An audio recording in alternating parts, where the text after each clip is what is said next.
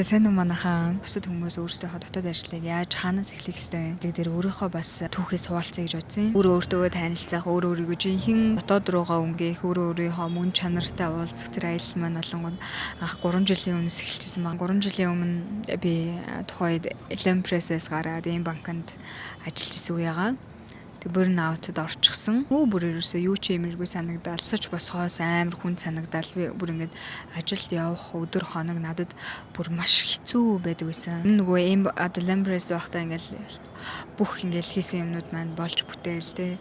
Ингээл айгүй амжилттай өөрийгөө яваад ингэж бодоод исэн. Гэхдээ яг үндэ ийм банкнд ороод л өөрийгөө ямар сууг мяа гэдгийг олж мэд. Хүмүүс ингээл надад нэг хатуу үг хэлэх юм бол би тэндэн тунж уйлж гүүгээл нэг магтах юм бол бараг тэнгэр дээр явж байгаа юм шиг хөөрж гүүгээл те. Миний мэдрэмж бүр ингээл айгүй дээшээ доошоо савлгаа маш их өндөртэй. Бусдаас айгүйх миний өөрийн маань одоо дотоод амар амгалан хараат байдаг байсан. Аж мэдсэн гэхээр манай ажлын хүртэл надад тэлдэгсэн л чи хүслийн амар амбицтай, эготой, шартай. Би яг үндэ өөрийнхөө тэр их шаар юм амбицийг шал буруу зөвлөлд айгу зарцуулдаг байсан юм билэ. Хүмүүс одоо жишээ нь хин нэг намайг хүслэн ингээл айгу чадваргүй юм байл хэвчтэй гэж бодох юм бол энэ хүн яагаад намайг чадваргүй гэж бодоод байгаа юм гэдэг дээр ингэж айгу хагцаанд өгч өөрийгөө шатаадаг. Тэрнээсээ болж маш их ядардаг. Тийм нөхцөл байдалтай байсан. Тэгэл карьераа сайжруулад ингээд алхам хийгээд явж байгаа зөв ч гэсэндээ яг нэг дотоод ажил өөрийгөө танин мэдэх яг жинхэнэ одоо өөрийнхөө мэдрэмжийг удирдах сурах тал дээр би өөрийгөө маш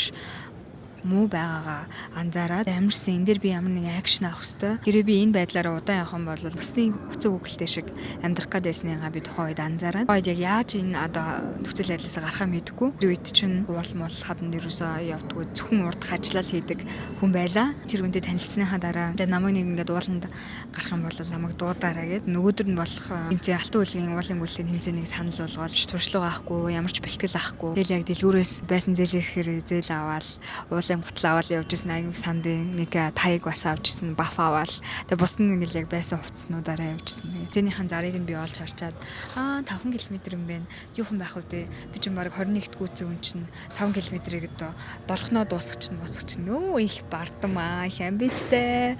Нөгөөдөг чинь жинхэнэ ард агзар уулаар савуулсан байдгийн. Лиг басч болохгүй, байгалыг басч болохгүй гэдэг тэр хичээлийг бол анх тэр үед олж авч исэн. Яасан гэхээр уулын гүйлтийн тэмцээн болохоор хүмүүс ингээ гүүгээ явчихж байгаа хгүй гэж би бүр oh my god. Эсвэл доороос ахуулаад эхний өндөр авалтаас ахуулаад шамраал хамаг хараалаа хэлэл. Эсвэл болж бүтэхгүй бүх нэрээ өөрийнхөө уур хилэн тэр бүх юмнуудаа яг тэр мөчөд гаргасан. Би өөрийгөө бүх миний дотор ийм амар ингэж юм ууртай хүн байд юм уу? Би ерөөсөө өмнө өөрийгөө тэгж амар одоо ууралдаг, тэгж амар реакшнтай, тийм төвчээргүй гэдэг зан характерыг бол ерөөсөө мэдчихэж байгаа. Тэр мөчөд уул ер нь надад өөрийнхөө мэдрэмжтэй танилцах тэр үе таалгыг маань нээх юм байна гэдгийг анзаараад тэрнээс тэрийг бас нэг анзарч ирсэн. Тэгээ хоёрт нь болонгод би уул руугаа өксөж явж байхдаа оргил дээр гараад тэгээд оргил дээрстэй бас баахан хүмүүсүүдээр туслуулж мослуулаад хүмүүс нэрээ айгүй сайхан сэтгэлээ надад күртэг би тухай нөгөө нэг хямдхан күртэг авцсан. Тэгсэн чи тэр күртэг нь бүр хайраад цээж рүү бүр ингээд салхи бүр ингээд oh my god би бүр маргааш нэг за хатгаа авчлаа даа л гэж бодсон. За амар хүүтэн байсан. Тэгэл арай чамаа оргил дээрээ гараад тэгэл 70 хүн тэмцээнд орж исэн. Би 70-д нь явчихсан. Тэгэл буцах замдаа нөгөө замын тэмдэглэгээнүүдийг төрүүлээд авчихгүй юм. Чи би замаасаа төрчихсөн. За тэгээ замаасаа төөрөөд бараг 5-6 цаг 4-5 цаг төөрөөд төөрж явахдаа яг жинхнээсээ төөрсөн гэдэг юм мэдээд миний бүр ингээд нүдэнд дөлмөс сэлгэнээд oh my god би ингээд төөрчихөж байгаа юм уу. Тэгэд яг тэр мөчөд би миний дотроос асуусан л да. Тэр ингээд өгөх юм бол одоо би ингээд маавганд нийдүүлээд чон мон бариулаад өгчих юм бол би ер нь хэр амьдралаа өнөөдөр өгөхөд хангалттай л үг гэл амир дотроос асуусан чинь яг тэр үед би яг өөрийнхөө дотоод дуу болоотой таарсан. Яг тэгдэв. Өөхслийн чи бусдын төлөө амьдрсан шүү дээ. Бусдад таалагдахын тулд, бусдад хүлээн зөвшөөрөхийн тулд, бусдад өөрийгөө мундаг гэдгийг харуулахын тулд энэ их энерги чи дандаа бусдын төлөө л зарцуулж байгаа гэдэг хариулт ингээл дотроос оруулж ирдэг. Тэгэл би өстө уйлал явцаагаас эхлээд миний амьдрал бүр тэр чигтээ миний амьдралыг харах үнцэг бүр 360 градус өөрчлөгдсөн. Түүнээс хойш би тасралтгүй аль болох ингээд ажлаа хайж уугарч чадах чинийгээр ууланд гарах гэж хичээгээд 100 нь үргэлжлүүлж алтай таван богд яваад тэгээ тэр явж явах мөч болгондоо би өөрийнхөө төвчээрийн хязгаарыг мэдхийн тулд ингээд уур бухимдал төгшөөр тэр мэдрэмж төрөх болгонд би тэр мэдрэмжүүдийг дотроо ингээд анзаардаг байсан. Ерөөсө гадагшлуулахгүйгээр замирсан гадагшлуулах юм бол би өөрийгөө буруу зүйл одоо шатаачна гэдэг тухайд яг уулны дараа анзаарсан болохоор бүх ингээл мэдрэмжүүд төрөх болгонд яг би тэр мөчөөс эхлээд яг өөрийнхөө мэдрэмжтэй яг 100% ажиллаж эхэлсэн. Мэдрэмж төрлөө тэр мэдрэмжийг за надад ямарсан нэг ийм мэдрэмж төрж байна. Би тухайн мөчөд ерөөсөө жоо мэдрэмжэн дээрээ ерөөсөө тодорхойлт өгдөг байсан. Ямарсан тэр мэдрэмжийг мэдрээд яаж илүү эрэг тал руу би чиглүүлж болох вэ? Чинь би нэг хүнийг харчаад тэр хүн намайг гомдоолоо тий. Тэр маань ингээ гомдол төрж байгаа шүү дээ. Тэр гомдлыг би энэ хүнтэй дахиад уулзсан. Хүний амьдрал урт учраас би хизээ нэгэн цагт энэ хүнтэй таарна. Хэрвээ би одоо ингээ уралчих юм бол бит хоёрын харилцаа ингэж одоо үнээс илүү 7 дор болно. Тийм учраас энэ удаа энэ мэдрэмжийг би зүгээр л дотроо хадгалчих. Хуваалцах одоо зөв цаг нь ирэхээр би энэ үедээ энэ мэдрэмжээ хуваалцсан даа гэж дотроо хадгалдаг гэсэн.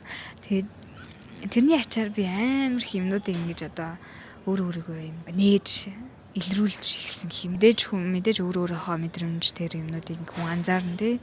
Тэгээд тэндээ анзаарахтаа тэр анзаарсан мэдрэмжэн дээрээ тэр одоо анзаарсан уур хилэн төгшөөр тэр имийг дарах биш. Дарах юм бол бидний биед хор болно.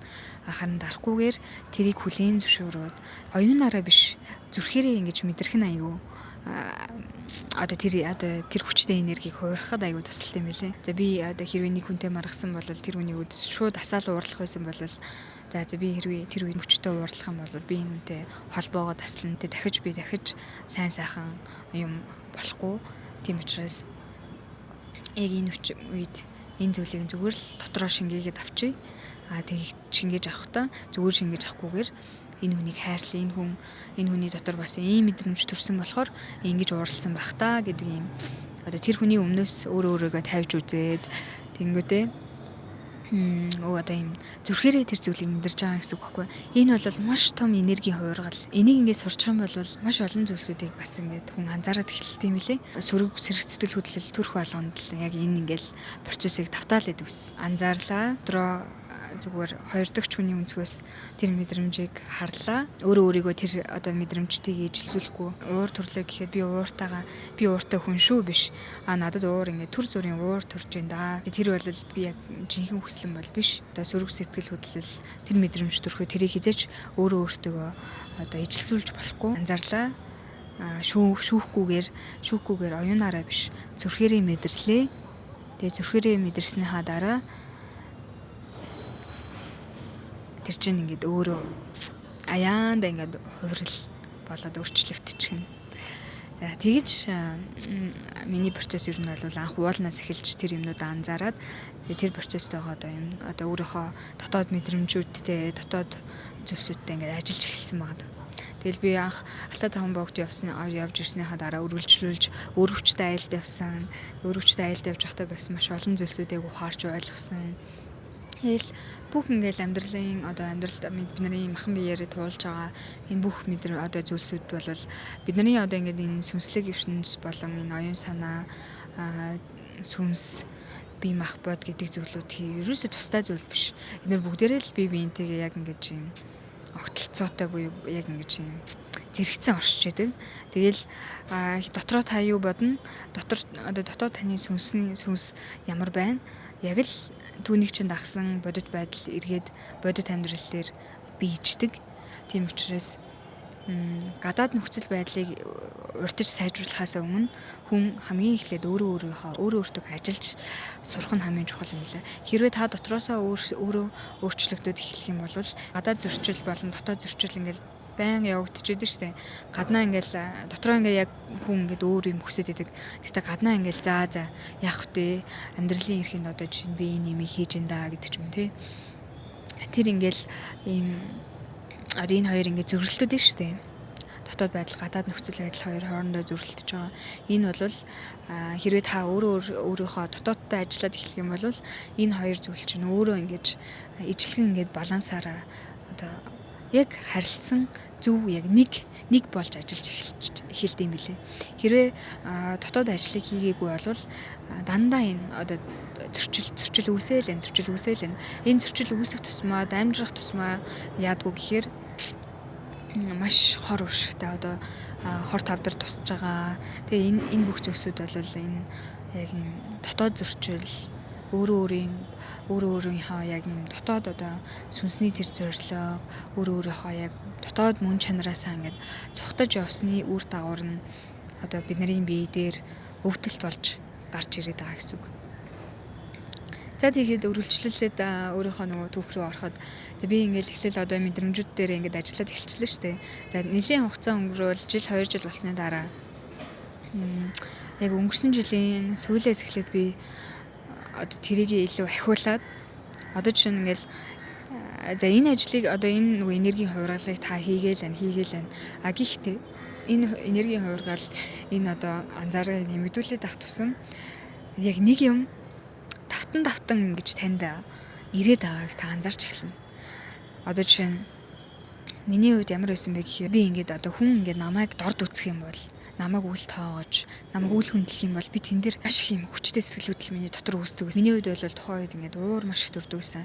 Энэ хүн яагаад намайг тэгж бодоод байгаа юм бол урт хугацаанд энэ ингэж одоо давтан ирээд байгаа асуудлыг бүр уг үндсээр нь цэвэрлэхийн тулд яадаг вэ гэхээр бүр мэдрэмжээсээ цаашаа мэдрэмжийнхаа бүр гүн рүү н орж ажиллах хэрэгтэй болдог. Тэгээ би энэ ажлыг яаж хийж эхэлсэн гэхээр хамгийн их надад тохиолддог байсан кейс бол би одоо ингээд 6-7 жил корпорэт стартап янз бүрийн компаниудад ажиллаж үзсэн байна.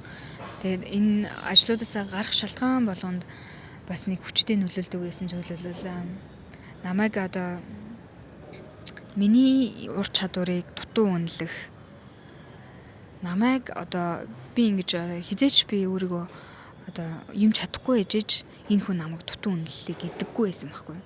Хамгийн гол нь би маш их хүчин чармаал маш их одоо потенциалыг өөрөөсөө ингэж зарцуулж гаргасныхаа дараа тэгээд хахад яагаад энэ хүн намайг ингэж стил дутуу үнэлээд байгаа юм тий.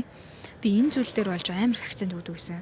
Яг би өмнө нь бол одоо чинь чадваргүй байсныгаа бол би хүлийн зөвшөөрдөг.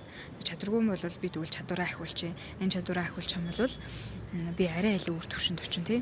За тэгээд энэ чадваруудаа ингээд ахиулаад авах чинь ямар ч тийм одоо намайг ингэж дэмжиж байгаа фидбек байхгүй ч юм тий. Тэр одоо шалтгаан бас надад аягүй хүчтэй байдаг гэсэн л та. Энэ ер нь бол маш олон удаа давхцсан гэсэн үг. Энэ асуудал. Тэгээ би яг энийг энэ одоо хорвоо дэлхийн ертөнцийн нөгөө юмаа засахгүй бол ингээл үйл явдлыг нь өөрчлөөл дахин ингээл тохиолдуулаад гэдэг юм бэл. Сторогийн игчин захиралтай ярилцж байхдаа би яг анзаарсан байхгүй юу. Игчин захирал бас надад хэлж ирсэн. Чи өөрийнхөө энэ их ингэж амбицийн хор шарыг айгу буруу юмд өрөөд байна. Буруу юмд өөрийгөө шатаагаад байна гэж хэлчихсэн. Тэгэл яг тэр үг яг миний ингээл зүрх рүү ордог байхгүй. За энэ яг нэг үг байна да. Адэрж байгаа тэр мэдрэмжтэйг ер нь л маш сайн тулж ажиллах хэрэгтэй юм лээ. Тэг би яг тэр үед яг тэр мэдрэмжийг мэдэрчээд яг оройн гэртээ очиод тэр мэдрэмжээ дахиж ингээд тэмдэглэлийн дэвтрээ гаргаж тавьж агаад тэр мэдрэмжийг яг дахиж мэдрээд тэг дахиж яг захирлынхаа хэлсэн үгийг дахиж өөртөө ингэж рекол хийгээд энэ мэдрэмж байн тохиолдоод байхыг бодоход энэ яг миний бага насны нэг юм асуудал байна. Би энэ дээр илүү ингэж тулж ажиллах хэрэгтэй байна гэдгийг анзаарангуудаа би яг тэмдэглэлийн дэвтэр дээр тэр юмнуудыг ингэ бичснээр санчин ингээд надад аюу олон удаа тохиолдсон юм шиг гэдэг би анзаарангуудаа би энэ мэдрэмжийг тэгвэл бага наснда яг хизээ мэдэрч ирсэн бол хэл өөрөөсөө асуусан чи миний 11 настай байсан дурсамж шууд толгой дотор орж ирдэг байхгүй. 6 настайгаас хойшоо 15 нас хүртэл ингээл эмнэлгээс ерөөсөө салж байгаагүй. Яг л манай ээж илгэний циррозтой байсан учраас би ээжийг одоо ээжээсээ би ганцаараа тийм болохоор ээжийг асрах хүн ганцхан би л байдаг гэсэн. Тэгээд тэр мөчөд эмнэлэгт бас яг нэг тэр дурсамж санаанд орж байна. Ээж гинт амир муудаал төрөний тэргээр би 3 дугаар эмнэлэг рүү ээжийг зөөгөөл. Төрөний хэсэг дээр байж исэн чинь эмчин ингээл над руу алхаж ирээл танай ээж чинь ингээд чамаас өөр хүн байдгүй юм уу? Танай ээж чинь хоёр дүү уг нь ахтай эстэй тэр хүмүүсүүд тэр одоо нөгөө насан турсан үнийг дуудмаар байна. Чи насан туршаагүй учраас ээжигээ асарч болохгүй гэл. Тэр үед яг тэр үг надад бүр ингээд амар юм хүчтэй тусчихсан байхгүй яа тэгвэл тэгэл тэр үед надад ингээд туслах хүн байхгүй би л ээж байгаа шүү дээ надад өөр хүн байхгүй яагаад намайг ингээд би яахлаар ээжийг асарч чаддгүй юм би ингээд ээжийг асарч чадна би ээжийг асарсан өдний хүртэл асарсаар ирсэн би цаашаарч ч гэсэн би ээжийг асарна би угаас ээжийг асрах цорог ганц хүн гэл яг тэр мөч ингээд маш хүчтэй миний одоо яг тэр үед ингээд би тэмдэглэлийн дэвтэр хөтлөж байхад ингээд шууд ингээд нүдэн ингээд орж ирэл би тэмдэглэлийн дэвтэр дээр ингээд бичиж байгаа амар хөөсөн байхгүй яг тэр мөчийг санаад тэр мөчийг санаж хахад би тэр үед ингээд өөрийгөө өрөвдөж амар хөөсөн ягаад гэвэл ивэдээ хөрх юм дөнгөж 11 настай байхдаа ингээд тийм үг сонсчвал тэрнээсээ хойш ингээл дахин тэр мэдрэмжийг мэдрэх болгонд үгүй би ингэж би энийг хийж чадна та намайг ингэж дутуу үнэлж байна. Дутуу үнэлж байгаа бол би ингэж өөрийгөө харуулах газар ингэж очино гэдэг ч юм те. Их тийм юм ингэж айгүйх одоо миний амьдрал амар болоод тохиолдож байсан бэл. Тэгэл би яг тэрийг анзаарсан чи хөөрхөдөө ивэдээ өөрийгөө одоо дутуу үнэлүүлсэн жоохон бахта өөрийгөө дутуу үнэлж хэлсэн тэр үгэнд маш их ингэж дотроо эмзэглээд яагаад тэр хүн намайг тэгж хүлээн зөвшөөрөхгүй байгаа гэдэг тэр ингэж бодол одоо шин тэр юунаас үүссэн байгаа даахгүй. Тэгэхээр миний хэлгээд байгаа санаа юу вэ гэхээр хорвоодлын ертөнцийн ингэж таныг алдаагаансгүй бол тэр үгээд үйл явдлыг дахин ингээл тавтуулаад байдаг одоо жишээ нь та сурах ёстой хичээл ойлгох ёстой зүйлээ цаг хугацаанд ойлгохгүй бол тэр зүйлийг чинь ингээл тавтуулаад байдаг. Тийм учраас тэр мэдрэмжтэйгээ ингээд алхам тутамдаа awareness хийгээд өөрийнхөө анзааргыг нэмэгдүүлээд ажиллаж байгаа бол одоо тэр мэдрэмжийнхаа бүр гүн рүү нөр. Тэр мэдрэмж дахин давтагдаж гин үү? Дахин давтагдчихвэл тэр таны ингээд бага наснд л болсон үйл явдал байна. Бага наснд болсон болвол би бага наснд энэ мэдрэмж хизээ мэдэрлээ гэдэг тэр асуултаас ер нь эхэлж таньж мэдэх нь айгүй чухал. Өө шумал гацчихлаа. Тэгж ер нь бол би ажиллаж эхэлснээс хойш айгүй том одоо өөрийнхөө травмануудыг өөрөө эмчилж эхэлсэн. Маш том гэж надад одоо олон удаа тохиолдож байсан юмнуудыг бол би яг энэ аргачлалаар өөрийгөө эмчилсэн юм уу. Тэг мэдээж энэний хажуугаар бясалгал, йог, сэтгэл зүйн маш олон номнууд уншсан. Маш их одоо нөгөө шашнаарч явж үзлээ, spiritual талаарч явж үзлээ гэдэг шиг айгүй олон зүйлсүүдийг туршиж үзсэн. Тэгээд энэ дунд бас надад анзаарах гэдэг зүйл бол хүн болгоно ер нь туршиж үзэх юм бол өөрийгөө эмчлэх тэр одоо суур нь бол заавал та сүнслэг коучдээр очих шаардлагагүй. Та заавал сэтгэл зүйчдээр очих шаардлагагүй. Хэрвээ энэ техникийг нь уг суурийг нь та мэдээд авчих юм бол та өөрийгөө эмчилж чадна. Тийм учраас энийг илүү хуваалцахын тулд би та өөрийнхөө одоо түүхээсээ хуваалцлаа. Бага насныхаа за энэ дурсамжаас үүдэж надад энэ юм ингээд тохиолдоод байгаа юм. Тэр 11 настай байсан хүүхдийн өмнөөс өөрийгөө та тавиад үз. Хайрлуулахыг хүсэж байгаа. Өөрийг нь хүлээн зөвшөөрөх те тэр зүйлийг хүсэж байгаа гэдэг тэр цаад мөн чанар одоо энэний чинь цаана одоо чинь би бол одоо ингээд хүлээн зөвшөөрлөхийг амар бусдаар ингэж хүлээн зөвшөөрлөхийг хүсдэг маань болонгууд хүрхийн минь бусдад дандаа нөхцөлтэй хайрлуулсан учраас өөрийгөө ингээд за би энд очих юм бол намайг хүн хайрлах бах таа л гэдэг тэрний жижигхэн хүсэл байсан байгаа. Жижигхэн биш. Энэ бол маш том хүсэл.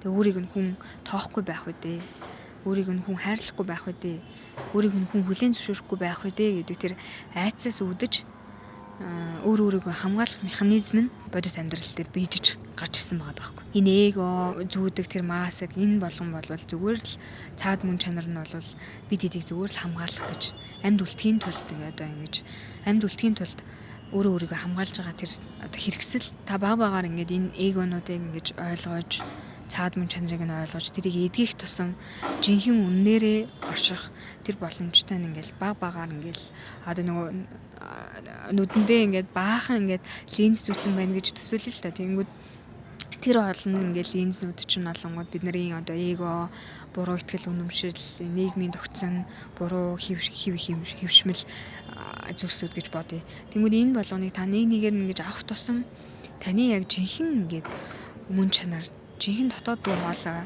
тэр үед яг ингэж нөгөө тантай ингэж холбогдож бодит амьдрал дээр тэрийг чинь ингэж биежүүлэх тэр зүйл суурь нь болж ирд юм билээ. Хамгийн тэр мэдрэмжийн хамгийн цаад мөн чанарыг нь ойлгоод авчих юм бол дахиж тэр зүйлийн нөгөө хүчин суларчж байгаа учраас тэр одоо чинь бусдад одоо чинь би ингэж амбицтай, би эготой, би мундаг гэдэг тэр эго байлаа гэхэд тэр эгоны цаад мөн чанар нь бол одоо амьд үлдэх шалтгаан нь бол зүгээр л хайрлуулах тий. Тэр хайрлуулах гэсэн тэр жижигхэн зүйл одоо тэр жоохон хүүхдийн тэр жоохон хүслийг нь бариад авчих юм бол энэ зүйл ингээ хүчин сулраад баг багаар хүчин сулардаг. Тийм учраас энэ ингэж техникийг байн амьдралдаа ингэж давтах тусам энэ улам ингэж сайжирч таныг одоо ингэж өөрийгөө цэвэрлэх гэх юм уу? Өөрийгөө цэвэрлэх тэр процесс чинь болж өгд юм шүү. Хамгийн суурь нь хамгийн нэгтгэн болонгод өөрийгөө анзаар яг хоёр дахь хүний өнцгөөс өөрийгөө анзаар хизээч битгий тэр төрсөн мэдрэмж буруу сэтгэл хөдлөл мэдрэмж сөрөг зүйлсүүдийг өөрийгөө хизээч битгий ижилсүүл тэр зүйлсүүдийг оюунаараа биш зүрхээрээ хар, зүрхээрээ мэдэр.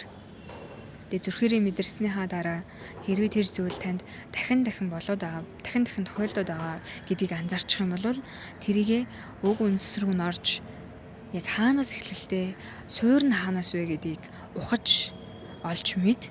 Тэгээ тэрийг хамгийн анх хизээ мэдэрсэн бэ гэдэг тэр асуултнаас эхэлвэл хамгийн хурдан тань асуултын хариулт чинь олно.